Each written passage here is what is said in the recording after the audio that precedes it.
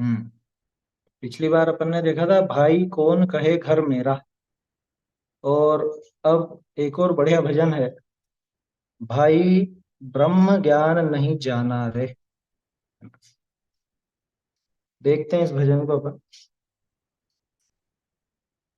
भाई ब्रह्म ज्ञान नहीं जाना रे। भाई ब्रह्म ज्ञान नहीं जाना।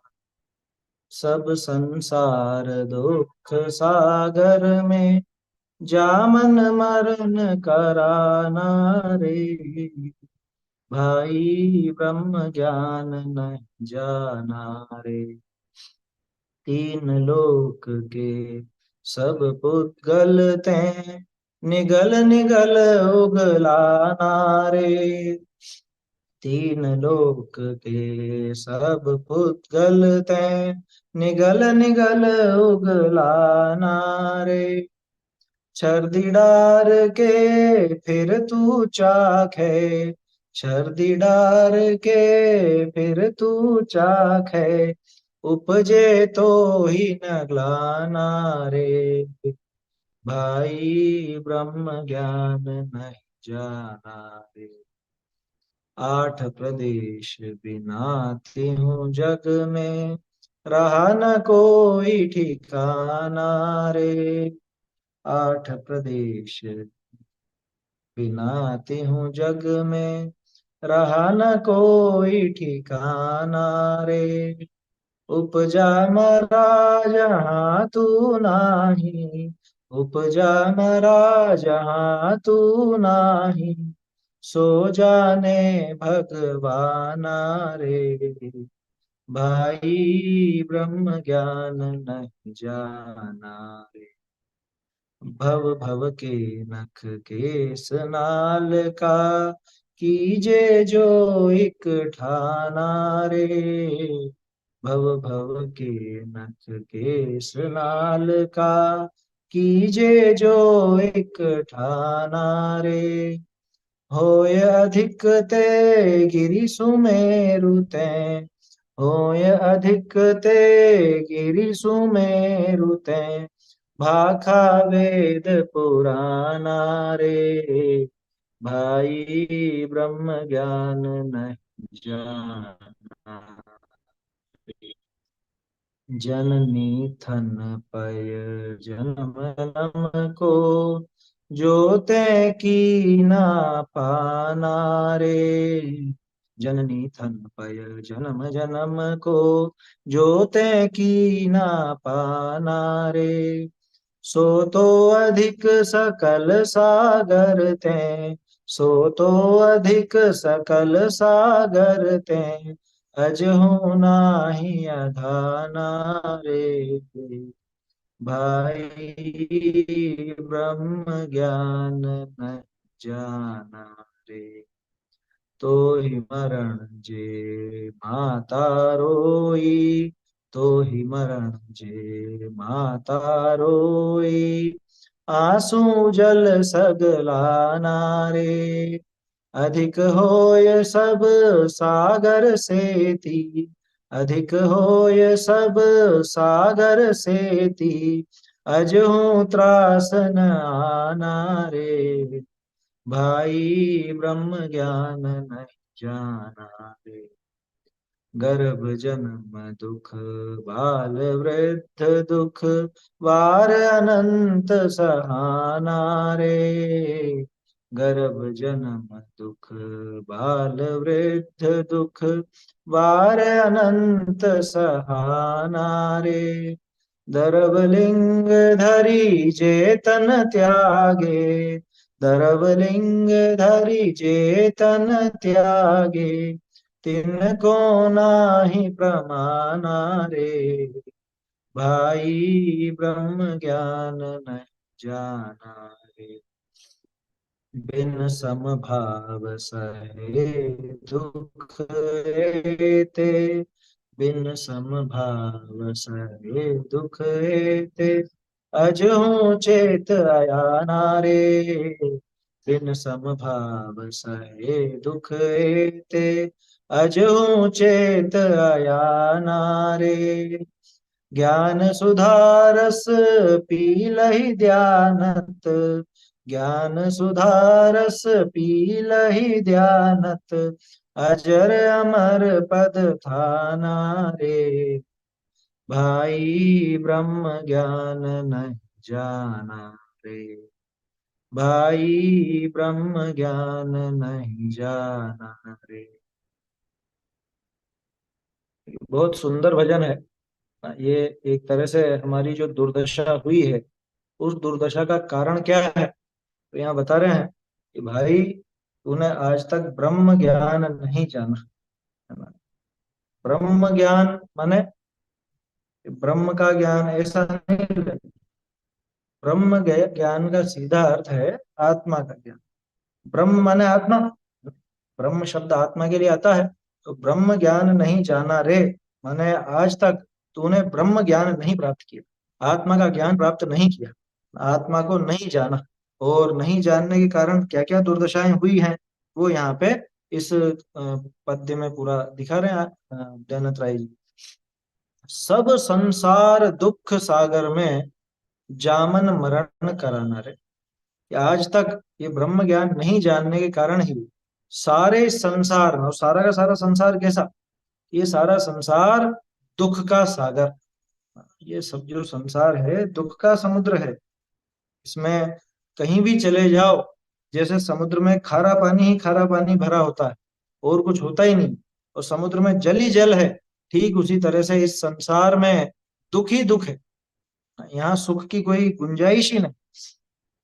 जामन मरण कराना है, इसलिए तू ये जन्म मरण करता ही रहा, अनादिकाल से आज तक ये दुर्दशा तेरी होती ही रही, ब्रह्म ज्ञान नहीं जानने के कारण। आज तक वो ब्रह्म ज्ञान नहीं लिया, इस वजह से तू दुखी होता रहा, निरंतर दुखी होता रहा। देखिए, तो सब संसार दुख सागर में जामन मरण कराना रहे।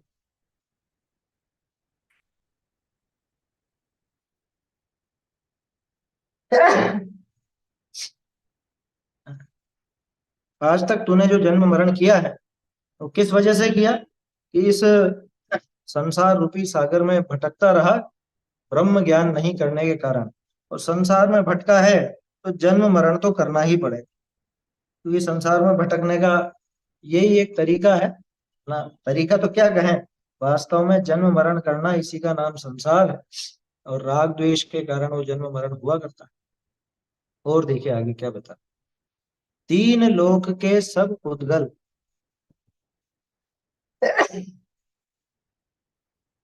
तीन लोक के सब पुद्गल तैं निगल निगल उगलाना रे।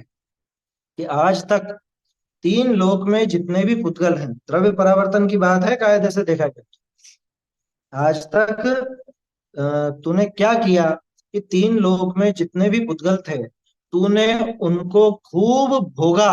यहाँ निगलने का अर्थ है भोगना। जितने भी पुद्गल थे सबका भक्षण किया ना। अपन पूजा आदि में भी बोलते हैं, पूजन में भी अपन देखा करते हैं इस तरह की बात। क्या, भव वन में जी भर घूम चुका, कण कण को जी भर भर देखा, सिर्फ देखा ही नहीं भोगा भी सही।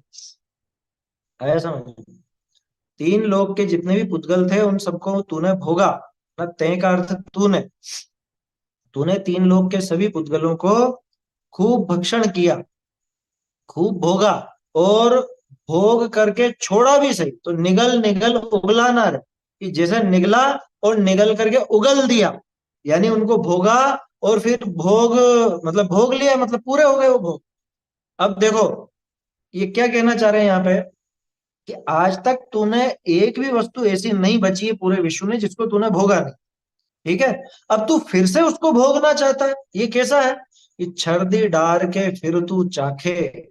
छर्दी किसे बोलता है, छर्दी माने उल्टी, कोई वोमिटिंग कर दे, छर्दी डार के यानी कि उल्टी करके, और फिर तू उसको चखता है। कैसा उदाहरण लिया है, बिल्कुल सुनने में भी ग्लानी आती है, लेकिन यह कह रहे हैं उपजे तो ही ना ग्लाना, तो भी तुझे ग्लानी नहीं उपजती। हमारे जितने भी विषय भोग हैं, पांच इंद्रियों के विषय भोग, उनमें से कौन सा ऐसा है जिसे आज तक हमने नहीं भोगा? कौन सी वस्तु ऐसी है जगत में जिसको आज तक हम नहीं भोग चुके हों? तीन लोग के सब पुद्गल तैं निगल निगल उगला नर, कि तूने उनको निगल निगल के उगाल दिया। अब उसी उगाल को फिर से तू, मतलब उन भोगे हुए भोगों को, पिछले भवों में जो भोग भोगे या इस भव में भी कितने ही भोग भोग चुका, उन भोगों को ही वापस भोगना चाहता है। उनमें ही निरंतर लगा हुआ है, उन भोगों के प्रति तेरी आसक्ति बनी हुई है। तो ये तो वैसा ही काम हो गया जैसे कोई उल्टी करके वमन करके और फिर उसको भक्षण करे। उपजे तो ही ना ग्लाना रे, क्या तुझे ग्लानी उपजती नहीं है क्या? तुझे जरा भी ग्लानी नहीं होती कि मैं इन भोगों को पहले भी भोग चुका हूं और आज तक तृप्ति नहीं हुई? आया समझ में?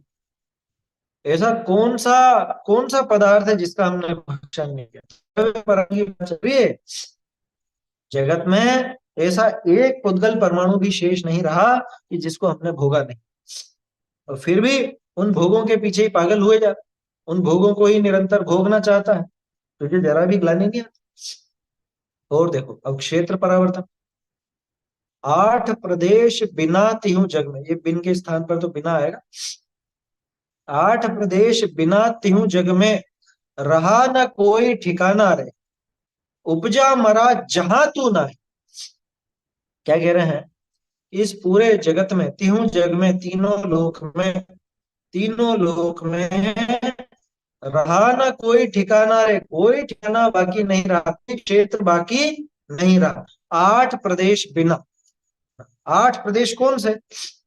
देखो ऐसा आता है ग्रंथों में, ये जो मध्य लोग है ना, मतलब पूरा तीन लोग, अब तीन लोग का सेंटर मध्य लोग, और मध्य लोग में जो बिल्कुल सेंटर है, उसके सेंटर के आठ प्रदेश, उनको छोड़ करके बाकी के आगे के प्रदेशों पर जीव जन्म लेता, मतलब वो जो क्षेत्र परावर्तन की बात आती है, तो वहां से वो क्षेत्र परावर्तन चालू होता है, बीच के आठ प्रदेशों को छोड़कर। पूरे तीन लोग के बीच के आठ प्रदेश, ठीक है? तो उन आठ प्रदेशों को छोड़कर पूरे जगत में ऐसा कौन सा स्थान बच गया कि उपजा मरा जहां तू नाही, कि जहां पे तू पैदा नहीं हुआ और जहां पर मरा नहीं? समझ में ही बात? ये क्षेत्र परावर्तन हो गया ना। हर जगह जन्म लिया और हर जगह मरा भी सही। आज तक ऐसा कोई स्थान शेष नहीं रहा कि जहां पर इसने जन्म मरण नहीं किया, उन आठ प्रदेशों के अलावा। सो जाने भगवान, ये बात तो भगवान जानते हैं, है ना? और कहाँ कहाँ जन्म नहीं लिया है? ऐसा तो कोई प्रदेश बचा नहीं कि जहाँ पे इसने जन्म नहीं लिया। और भगवान भी इस बात को अच्छी तरह से जानते हैं, कहते हैं। देखिए, भव भव के नख केस नाल का, जो कीजे जो एक ठाना। कुछ याद आ रहा है आप लोगों को? कहाँ पे पढ़ी है ये बातें अपन ने? अरे पेज बदल गया।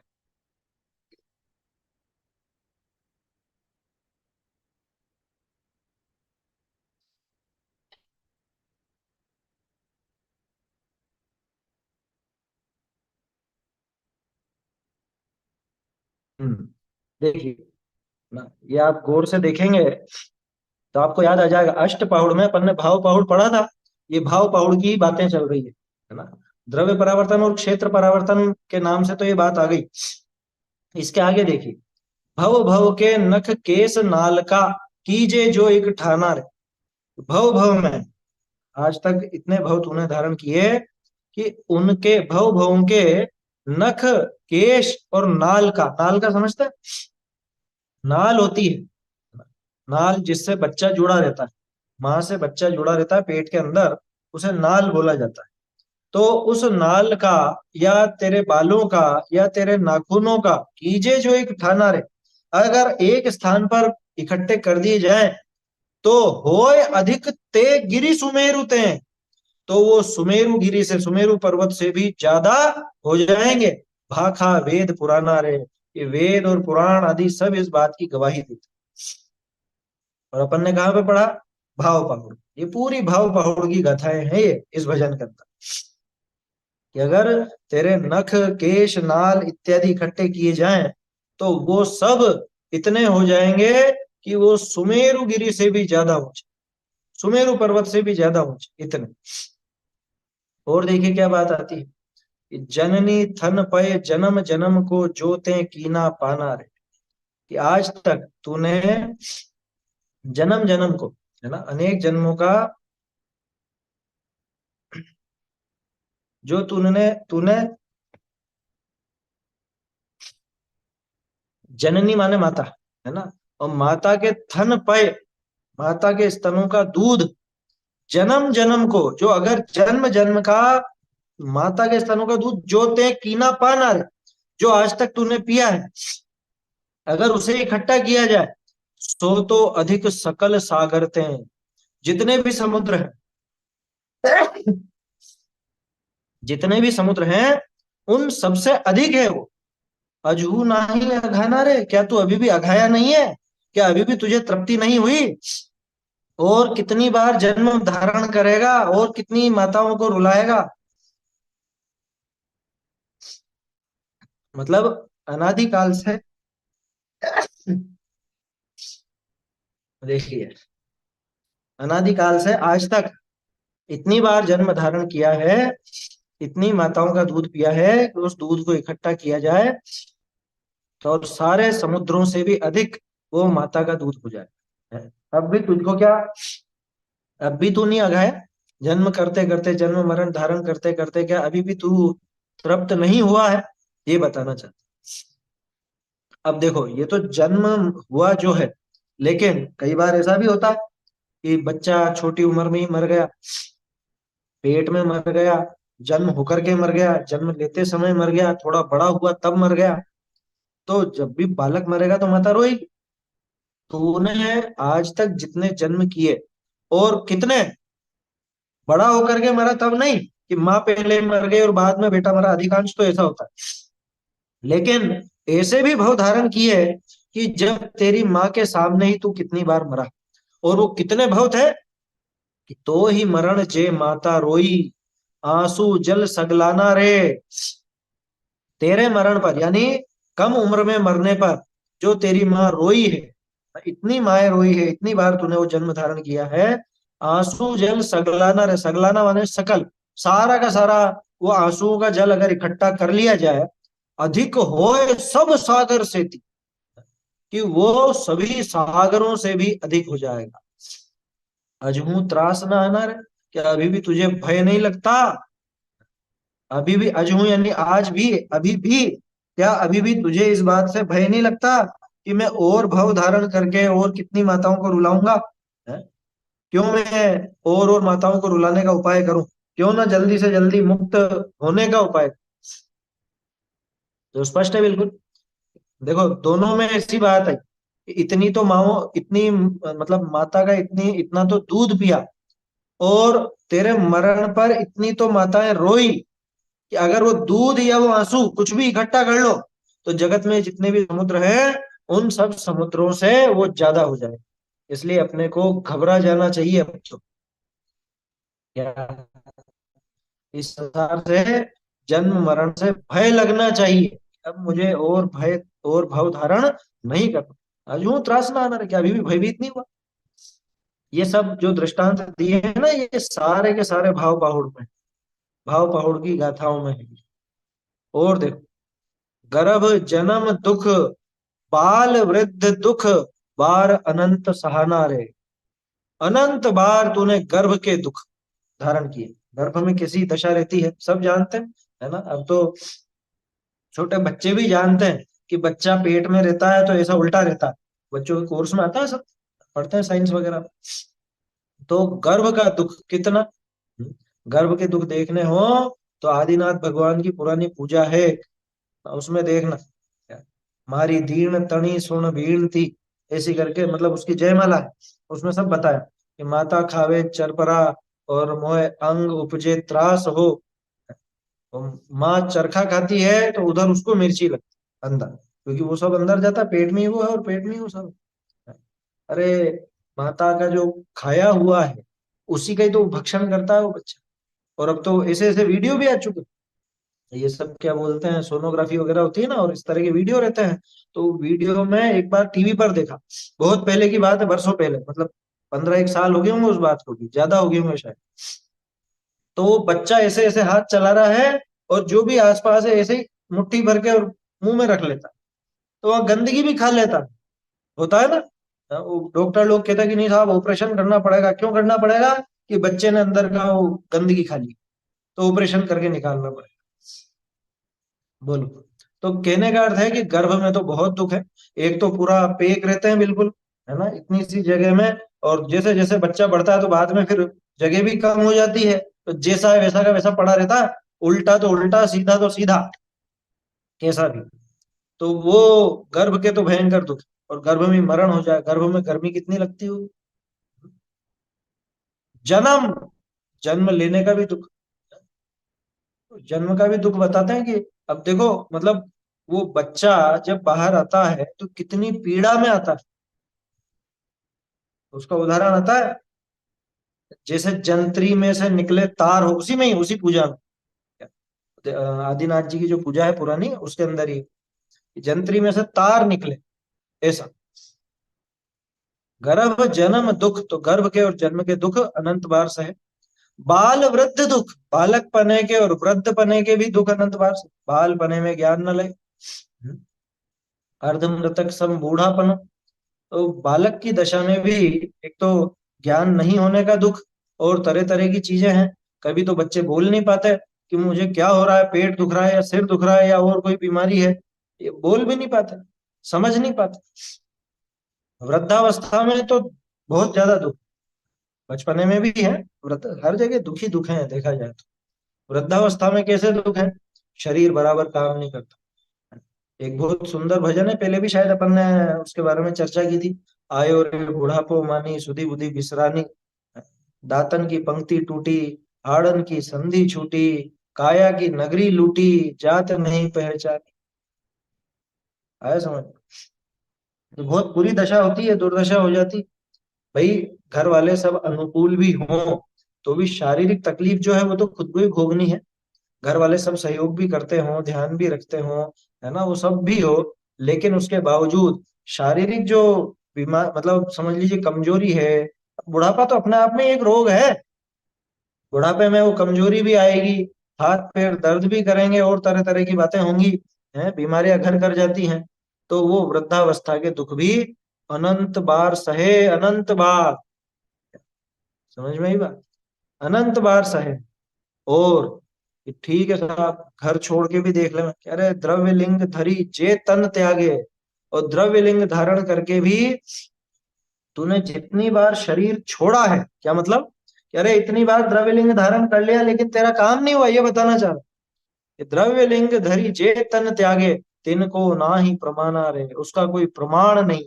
इसका भी एक वो दृष्टांत आता है कि इतनी बार तो तूने मुनि हो करके मरण किया है कि अगर तेरे उन पीछी कमंडल का ढेर लगाया जाए तो सुमेरु भी छोटा पड़ जाए। इतनी बार मुनि हो गया है, मतलब बाहरी वेश धारण कर लिया मुनि बने। तो द्रव लिंग धरी जे तन त्यागे, तिनको ना ही प्रमाणा रे। किस वजह से? ब्रह्म ज्ञान नहीं जान। अब अंतिम, बिन समभाव सहे दुख तेरे, कि ये सारे दुख क्यों सहन करे, ये इतनी लंबी जो अपन ने चर्चा की, ये सारे दुख क्यों सहन किए इसने? बिन समभाव, इस समभाव के बिना एते दुख सहे, इतने दुखों को इसने सहन किया। अनादिकाल से आज तक जितने भी दुख हुए इसको, जितने भी दुख उठाने पड़े, वो सब समभाव के बिना।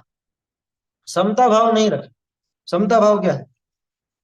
समता भाव वास्तव में वो साम्य परिणाम, और साम्य परिणाम अपन ने देखा है ना, मोह और क्षोभ से रहित अपने आत्मा का परिणाम, उसको समभाव कहते हैं, उसको चारित्र कहते हैं, और उसी को धर्म कहते हैं। तो क्या है समभाव? सम्यक दर्शन के बिना आ सकता है समभाव? समभाव तो तभी आएगा ना, अच्छा देखो, किसी भी वस्तु के प्रति समभाव क्यों होगा, कैसे होगा? जब उस वस्तु की असलियत जान लेंगे तभी संभव है। जब ये पता चल गया कि ये मुझसे न्यारा है, भिन्न है, तो उसके बाद उसके प्रति मैं क्या राग करूं या क्या द्वेष करूं, वो मेरे राग द्वेष के लायक है नहीं, वो तो न्यारा द्रव्य है। तो ये असलियत जानेगा, मतलब सही सही ज्ञान होगा, तभी इसको समभाव हो सकता है। उसके बिना तो समभाव संभव ही नहीं। और सम्यक चारित्र को जो अपन समभाव कहते हैं, वो भी सम्यक दर्शन के बिना संभव नहीं है। इस वजह से सम्यक दर्शन के बिना वो समभाव आता नहीं। सम्यक दर्शन आने पर समभाव अपने आप आ ही जाता है।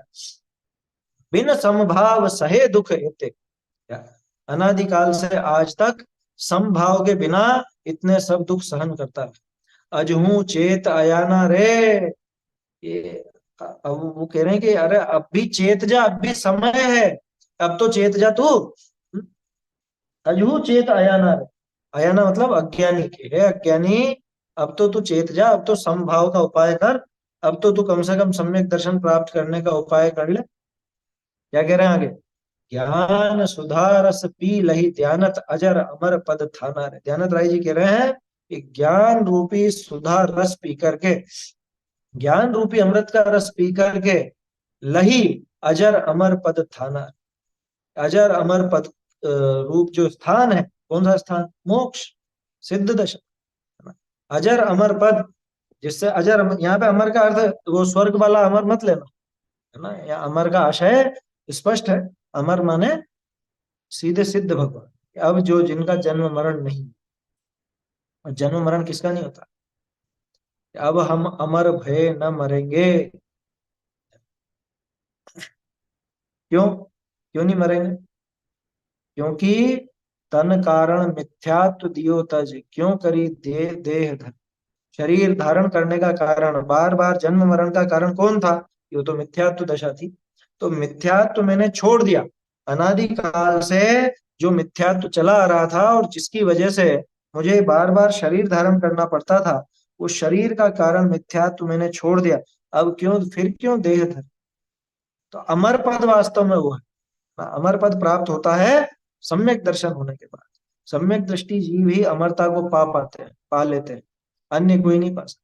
इसलिए ध्यानत राय जी यहाँ पे अपने को सचेत कर रहे हैं, ज्ञान सुधा रस पी, ज्ञान रूपी अमृत का रस पी करके तू अजर अमर पद की प्राप्ति कर ले। भाई ब्रह्म ज्ञान नहीं जाना रे, है ना। ये ब्रह्म ज्ञान आज तक तूने प्राप्त नहीं किया था, तो ये तो शुरुआत थी। अंत में तो ध्यानत राय जी ने कह दिया अब कर ले। आज तक प्राप्त नहीं किया था ना, और आज तक उस वो ब्रह्म ज्ञान प्राप्त नहीं करने के कारण तुझे ये समभाव की भी प्राप्ति नहीं हुई, और समभाव नहीं होने के कारण आज तक तू ऐसे ही भटकता रहा, दुखी होता रहा। इसलिए ये समभाव प्राप्त कर, और समभाव का तरीका सीधा यही है, सम्यक दर्शन का उपाय कर, क्योंकि सम्यक दर्शन के बिना तो समभाव भी नहीं होगा। ठीक है, सम्यक दर्शन होगा तो तुझे समभाव भी होगा, और तू निश्चित रूप से अजर अमर पद की प्राप्ति कर लेगा। फिर ये जन्म मरण नहीं रहेगा, फिर नहीं कहना पड़ेगा तू कि तूने ब्रह्म ज्ञान नहीं जाना।